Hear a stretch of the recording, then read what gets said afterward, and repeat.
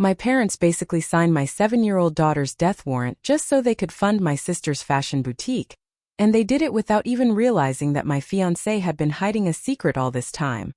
A secret that will permanently erase them from our lives and leave them with absolutely nothing. Sitting here now in my empty living room staring at old family photos, it's still hard for me to process how quickly everything fell apart and how, in just 1 month, the people I considered my foundation turned into complete strangers and hollow shells of who I thought they were. It all started 3 weeks ago when the doctors at St. Jude's confirmed our worst fears regarding the health of my daughter, Lily, who just recently turned 7 and has always been the brightest person in my life. The tumor pressing against her spinal cord had begun to grow faster than the specialists had predicted, and the usual treatments were no longer working, so they scheduled an emergency surgery that cost exactly $150,000. It was an astronomical sum for me, especially considering I work as a regular marketing manager for a small software firm, and while my fiancé Mark always helped us and covered our daily expenses, I never asked him for the exact numbers in his bank accounts because he always carried himself with such modesty.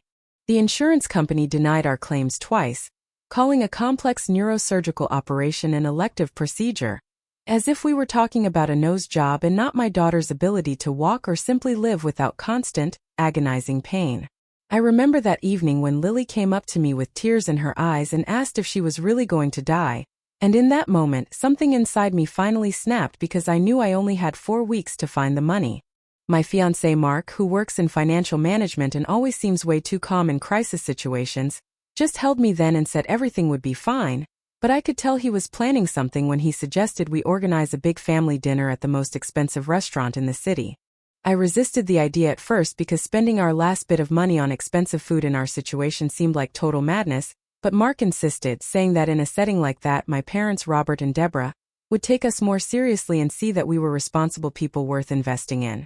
My parents have always been wealthy. Robert spent his whole life in investments and had built a significant capital by 55, and their house was fully paid off 10 years ago. So I knew that $150,000 was a manageable amount for them if it meant saving the life of their only granddaughter. However, there was another problem: my older sister, Jessica, who at 34 remained the golden child, and the perpetual headache of our family at the same time. Jessica had dropped out of college twice, moved back home 3 times after failed flings with questionable men, and over the last 5 years, she had drained hundreds of thousands of dollars from the family budget for her self-discovery, and to pay off her massive credit card debts. When Mark, Lily, and I walked into the Gilded Lily, where the steak knives cost more than my first car, my parents were already sitting there with Jessica, who looked like she had already won the lottery. Robert conspicuously adjusted his gold Rolex, the one he bought himself for his wedding anniversary, while Deborah wouldn't stop bragging about her new Chanel jacket she bought last week just because she was in a bad mood. Lily sat next to me, gripping my hand tight, and I could see her trying not to cry from the pain in her back that grew worse every day, while her grandfather and grandmother discussed the menu and the quality of the wine list. Mark sat across from my father, maintaining that completely unreadable expression I often saw when he was working at his computer, analyzing complex charts and spreadsheets. I didn't know then that this dinner would be the beginning of the end of our family as I knew it, and that my parents' decision that night would become their greatest life failure. When the main courses arrived, the atmosphere at the table became even more strained because Jessica started talking about her new genius idea: opening her own high-end boutique, for which she needed a prime location downtown and a massive amount of startup capital. I watched my parents listen to her with pure adoration, nodding at every word she said, while Lily barely touched her food because of the nausea caused by her medication. It was at that moment that Mark lightly touched my hand under the table, signaling that it was time to start the conversation we had actually come for. I took a deep breath, feeling my heart pounding in my throat, and looked my father in the eye, hoping to see even a spark of sympathy for his granddaughter who was fading right in front of him. I started talking about Lily's diagnosis, about the 4-week window the doctors gave us, and about how we needed help in the form of a loan, promising to pay any interest and offer our house as collateral. At that moment, a heavy, almost physical silence fell over the table, and I saw Jessica slowly set down her wine glass while that look of cold calculation, the one my father usually reserved for his business rivals, settled on his face. My father cleared his throat, a sound that usually preceded a lecture about fiscal responsibility or market trends, and he didn't even look at Lily when he started to speak. He told me that while he and my mother were deeply concerned about Lily's condition, they had already made a legally binding commitment to Jessica earlier that afternoon to provide the initial $200,000 for her boutique's lease and inventory. I sat there, feeling the blood drain from my face, listening to him explain that capital is a finite resource, and that since I was already established with a job and a fiancé, I was in a better position to seek traditional financing or perhaps look into state-funded programs that he had heard about on the news. Jessica didn't even have the decency to look away. She actually took another bite of her sea bass and added that it wasn't fair for me to drop this medical drama on them the very night she was celebrating her big break. She said that I always had a way of making everything about myself, and that Lily's surgery was something a responsible parent should have been prepared for with better insurance or a dedicated emergency fund. I looked at my mother, Deborah, hoping for some kind of maternal instinct to kick in, but she just adjusted her Chanel jacket and reached over to pat Jessica's hand, telling me that we had to understand that this was Jessica's last real chance to build a life for herself. She told me that I had Mark and a stable life, whereas Jessica had been struggling for so long, and that as a family, we needed to support the person who was most at risk of falling behind, which in her mind was my 34-year-old sister who had never held a job for more than 6 months. Mark still hadn't said a word, but I noticed he was now looking at my father with a strange clinical interest, the way a scientist might observe a specimen under a microscope, and his hand on my arm was the only thing keeping me from screaming in the middle of that crowded restaurant.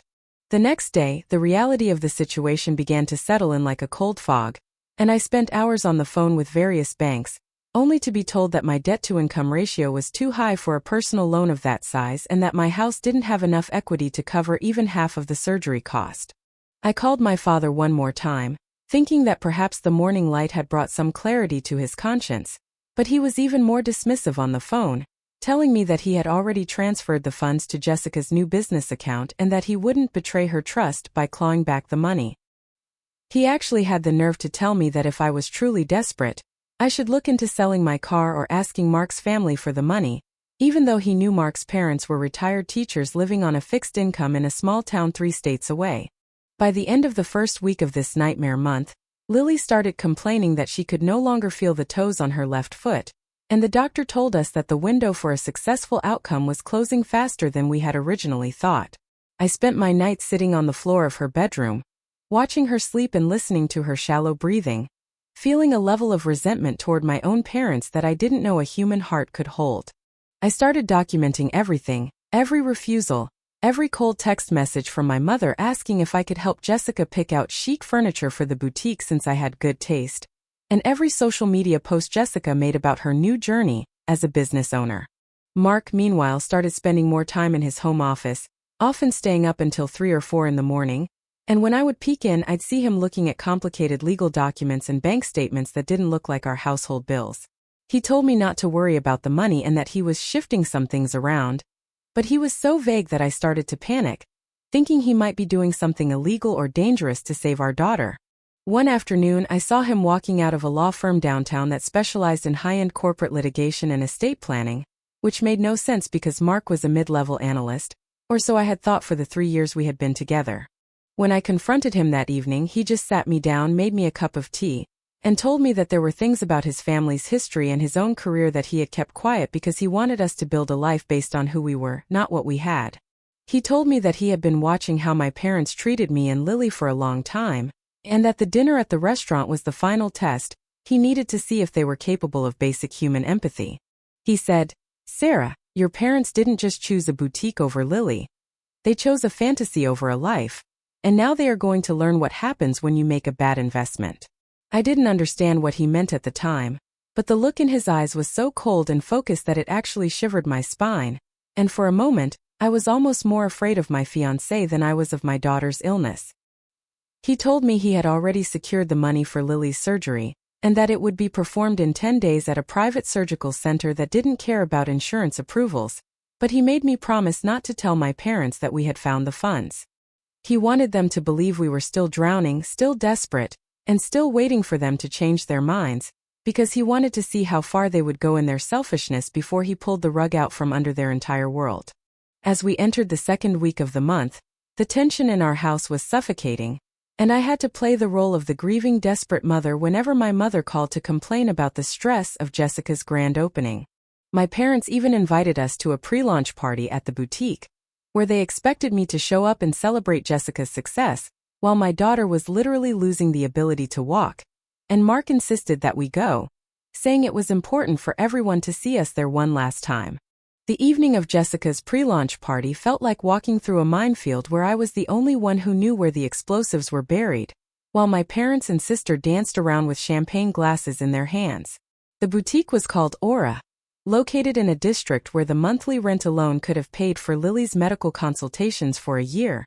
and the interior was a sickening display of minimalism, white marble and gold-plated fixtures. We arrived late because Lily had a seizure in the car. A small one, just a few seconds of her eyes rolling back and her hands shaking, and I wanted to turn back and go straight to the hospital, but Mark looked me in the eyes and told me that we had to show them exactly what they were sacrificing. We walked in with Lily in a wheelchair because she could no longer support her own weight for more than a minute without her legs giving out, and the immediate silence that fell over the room when we entered was the most honest moment of the entire night. Jessica, wearing a dress that probably cost $3,000 of our father's money, didn't even come over to hug us. She just looked at the wheelchair with a mixture of annoyance and disgust, as if we had brought a pile of trash into her pristine temple. My mother, Deborah, was busy showing a group of her socialite friends a rack of silk scarves, and when she finally saw us, she hurried over not to ask about Lily's health, but to whisper in my ear that the wheelchair was scuffing the new hardwood floors, and to ask if we could move to a less visible corner. I stood there, paralyzed by the sheer coldness of her words, watching my 7-year-old daughter try to smile at her grandmother while her grandmother was literally worried about floorboards and aesthetics. The tension reached a breaking point about an hour into the event when my father, Robert, stood up on a small podium to give a toast about the importance of legacy and investing in the future of the family. He spoke about Jessica's vision and her bravery in starting a business in an uncertain market, and he never once mentioned Lily, never once mentioned the fact that his other daughter was facing the literal end of her world. I looked at Mark, who was standing by the door, leaning against a marble pillar and looking at his phone with a small, terrifyingly calm smile on his face, and I realized he wasn't just observing the party, he was waiting for a specific moment. When the toast ended, I couldn't stay quiet anymore, and I walked up to my father in front of everyone, my voice trembling but clear, and asked him if he had checked his emails today regarding the updated surgical estimate I had sent him. The room went dead silent, and I saw my mother's face turn a bright, angry red while Jessica stepped forward, accusing me of trying to sabotage her night and guilt-tripping the family, when I knew very well that the money was already tied up in the business. My father looked at me with a coldness that I will never forget, and he told me, loud enough for every guest to hear, that I was being emotionally manipulative, and that if I couldn't be happy for my sister's success, I should leave before I embarrassed myself further. He said that Lily's illness was a tragedy, but that he wouldn't allow me to use it as a weapon to leech off his hard-earned retirement savings just because I hadn't planned my life better. I felt like I had been slapped in the face, but before I could respond, Jessica chimed in, saying that, honestly, Lily probably wouldn't even want the surgery if she knew it was coming at the cost of her aunt's lifelong dream. That was the moment I lost it. I didn't scream or cry. I just looked at my sister, this 34-year-old woman who had never sacrificed a single thing in her life, and I realized that she wasn't just spoiled. She was a sociopath, and my parents were her enablers. I turned to leave, pushing Lily's wheelchair, but my father grabbed my arm and hissed that if I walked out now and made a scene, I could forget about any future inheritance or support, because he was done with my drama. Mark finally moved then, walking over with a grace that seemed out of place in that room, and he gently but firmly removed my father's hand from my arm. He didn't raise his voice, but the way he looked at Robert made my father take a step back. It was the look of a man who held all the cards and was just waiting for the right second to lay them on the table. Mark said, "Robert, I think you should be very careful about the threats you make tonight, because by the end of this month, you're going to realize that the investment you made in this room is the most expensive mistake of your life." We left the boutique in total silence, and as we drove home, Lily fell asleep in the back seat, her breathing heavy and labored. I asked Mark what he meant by that threat, and he finally told me that he had been doing some deep cleaning of the financial records of the investment firm where my father worked before he retired, as well as the accounts my father still managed for his private clients. He told me that my father had been cutting corners for years. Nothing strictly illegal but definitely ethically questionable enough to trigger a massive audit and potentially freeze all his assets if the right people were notified. But that wasn't the biggest secret. Mark revealed that the private surgical center where Lily was going to have her operation wasn't just a random hospital. It was a facility owned by a medical conglomerate that Mark's own family had founded decades ago. Something he had never told me because he wanted to be seen for himself, not his family's multi-billion-dollar net worth. He told me that he wasn't just a finance guy. He was the heir to one of the largest private equity firms on the East Coast, and he had spent the last week quietly buying up the debt of the very building Jessica's boutique was in. As the second week of the month came to a close, the tension wasn't just between me and my parents anymore.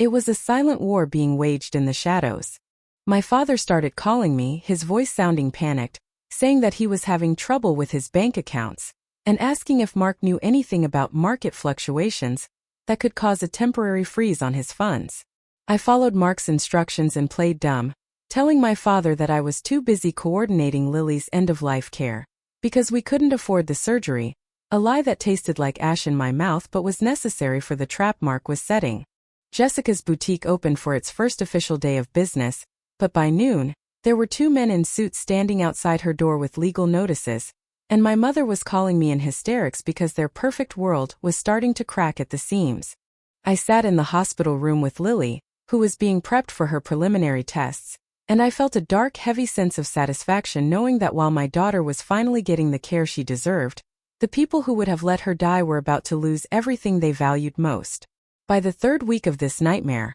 the walls of my parents' curated reality weren't just cracking. They were imploding in a way that felt both terrifying and deeply deserved. Lily was officially admitted to the private surgical wing of the Greystone Institute, a place so high-end it felt more like a luxury hotel than a hospital, and the sheer contrast between the quiet clinical efficiency there and the chaotic screaming matches happening over the phone with my mother was enough to give me a permanent headache. Mark had completely stepped out of his quiet finance guy persona, and was now operating with a level of cold, calculated precision that I had never seen in another human being, spending hours on his laptop and taking calls from lawyers who spoke to him with a level of deference that made it clear he was their boss, not just a client. The twist came on a Tuesday afternoon, exactly 8 days before Lily's scheduled surgery, when my father showed up at the hospital looking like he hadn't slept in a week, his expensive suit wrinkled and his face a pale, pasty shade of gray. He didn't come to check on Lily. He didn't even ask which room she was in when he saw me in the cafeteria. Instead, he cornered me near the coffee machines and started rambling about a misunderstanding with his offshore accounts and a sudden aggressive acquisition of the commercial property that housed Jessica's boutique. He told me that the new landlord had issued an immediate eviction notice based on a technicality in the lease regarding moral turpitude and financial instability, and that the bank had frozen his personal lines of credit pending an investigation into some old investment filings. He looked me in the eyes without a hint of irony and asked if I could talk to Mark about getting a short-term bridge loan from whatever source we had used to pay for Lily's hospital stay, because he had heard through the family grapevine that we were somehow managing to stay in the most expensive clinic in the state. I sat there, staring at this man who had watched his granddaughter suffer and told her she was a leech on his retirement, and now he was asking me to save my sister's failing business with the money meant for my daughter's life. But then he dropped the real bombshell, the piece of information that turned my blood into ice. He admitted that he hadn't just used his own savings to fund Jessica's boutique, but he had also liquidated the trust fund my grandmother had set up for Lily's future education, a fund he was the sole trustee of. He claimed he borrowed it with the intention of paying it back once Jessica's boutique turned a profit, but now that the boutique was being shuttered, that money, nearly $80,000, was simply gone, swallowed by the marble floors and silk scarves I had seen at the party. The moral dilemma hit me like a physical weight because my father wasn't just asking for money. He was offering a trade, telling me that if I helped him settle his legal irregularities using Mark's connections, he would find a way to reimburse Lily's trust over the next 10 years. He was essentially holding my daughter's stolen future over my head to save his own skin and the vanity project of my sister, who I later found out was currently at a spa trying to de-stress, while our family was burning to the ground. I felt a disgusting surge of pity for him for a split second, seeing him so broken, but then I remembered Lily's face when she couldn't feel her toes, and that pity vanished, replaced by a hollow, ringing silence. When I told Mark about the trust fund and my father's offer, he didn't even look surprised. He just leaned back in his chair, checked his watch, and told me that the acquisition of Jessica's building was already complete and that he was the one who had authorized the eviction notice. He revealed that he had been tracking my father's borrowing from Lily's trust for months and had been waiting for the moment Robert would be forced to confess it himself, because he wanted me to hear the depth of the betrayal from my father's own mouth. Mark then gave me a choice that I wasn't prepared for.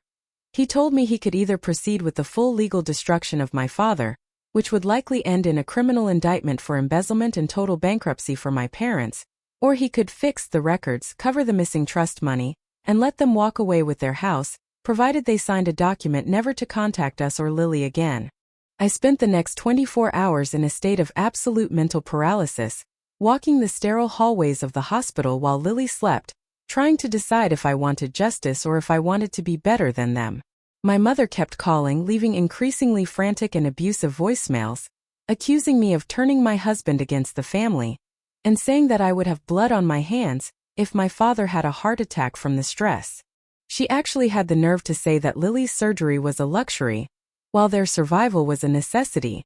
and that recording is what finally tipped the scales for me. As the fourth week began, the day before the surgery, I met my father one last time in the hospital parking lot and handed him a folder of documents that Mark had prepared, but it wasn't a loan agreement. It was a full confession of his theft of the trust fund and a voluntary surrender of all his parental rights and claims to any future contact, along with a notice that the audit into his former firm was being handed over to the federal authorities the following morning. I told him he had 12 hours to decide if he wanted to sign it and take the mercy of a quiet bankruptcy, or if he wanted to fight Mark in a courtroom where he would lose everything, including his freedom.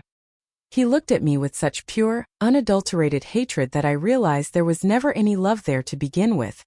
Only the appearance of it when things were going his way. The twist that I didn't see coming, however, was Jessica's reaction. When she found out the boutique was lost, she didn't cry for her business. She called me and tried to flirt with Mark over the phone, thinking she could negotiate a better deal for herself by offering to talk sense into our parents if Mark would set her up in a penthouse in the city. She truly believed that everyone had a price and that her value was high enough to switch sides, not realizing that Mark had already blacklisted her from every reputable leasing agency and bank in the tri-state area. Everything was set for the final collapse, and as the nurses came in to give Lily her final pre-op sedatives, I realized that the month was almost over, and by the time my daughter woke up, she wouldn't have a grandfather, a grandmother, or an aunt anymore. She would only have us and the wreckage of a family that had chosen money over her life. The day of the surgery was the longest 14 hours of my life, a period of time where the world outside the Greystone Institute ceased to exist and my entire universe was reduced to the rhythmic ticking of the wall clock in the waiting room and the occasional soft hum of the coffee machine. Mark stayed by my side the entire time, his laptop closed for once, and for the first time in the 3 years I had known him, I saw a flicker of genuine vulnerability in his eyes as he watched the surgery in progress light stay illuminated above the double doors. While my daughter's spine was being meticulously reconstructed by the best neurosurgeons in the country, my father was sitting in a windowless office across town, finally realizing that the documents I had handed him weren't a bluff but a roadmap to his own professional and social suicide.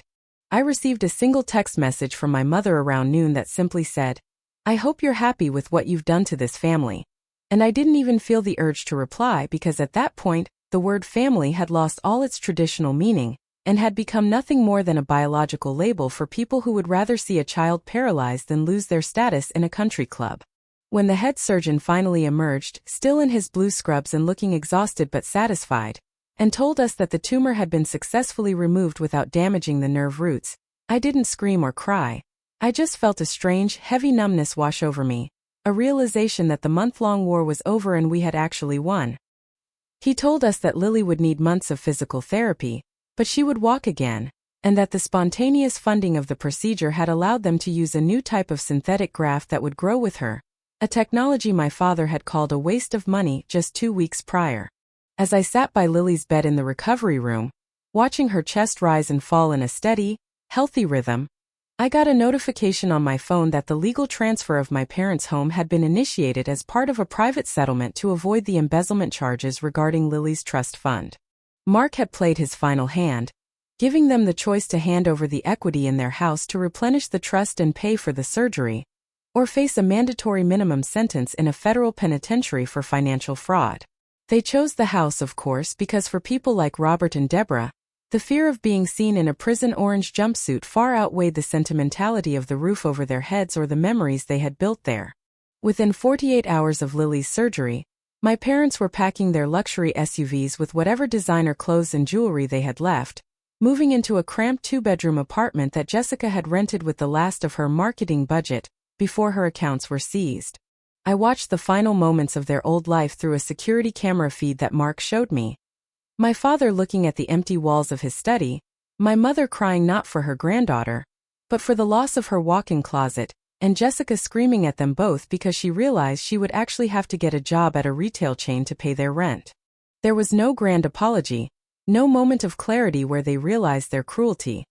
There was only a bitter, silent exit into the obscurity they had spent their entire lives trying to avoid. Now, a week later, the month is officially over, and the dust has settled on the ruins of my biological family, while a new one is being built on the foundation of the absolute loyalty Mark showed when things were at their darkest. We are staying in a quiet house by the coast for Lily's recovery, a place where the only sounds are the waves and her laughter as she regains the strength in her legs, and the silence from my parents' side is the most peaceful thing I have ever experienced. Mark finally told me the full extent of his family's wealth, but it doesn't feel like a fairy tale or a lottery win.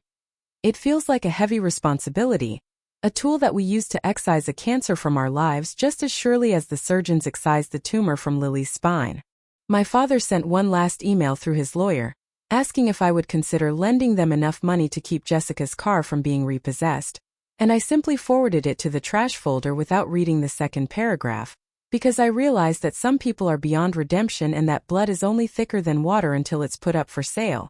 I often think about the moral turpitude clause Mark used to get them evicted from the boutique, and I've realized that it applies to our entire relationship with them, a fundamental failure of character that no amount of money could ever fix or mask. I look at Lily, who is currently color-coding her new sketches and talking about going back to school in the fall, and I feel a profound sense of grief for the woman I was 30 days ago. The woman who actually believed her parents loved her.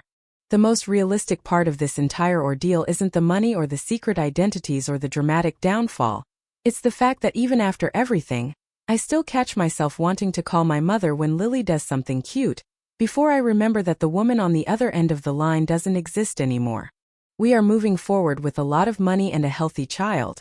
but there is an emptiness in the shape of a family tree that will never truly be filled. A reminder that the cost of saving a life is sometimes the total destruction of the world you thought you knew. The story of my family ended the moment they valued a marble floor over a heartbeat, and while the legal battles are finished and the bank accounts are settled, the open question that keeps me up at night is whether I would have become just like them if I hadn't been forced to choose. I look at Mark, who is reading a book to Lily in the other room, and I wonder if love is always this calculated, or if the only way to survive in a world built on greed is to be more cold and more precise than the people trying to break you. We have everything we need now, but the silence from my parents' new apartment is a constant philosophical weight, a reminder that the most expensive thing in the world isn't a surgery or a boutique, but the price of a clear conscience.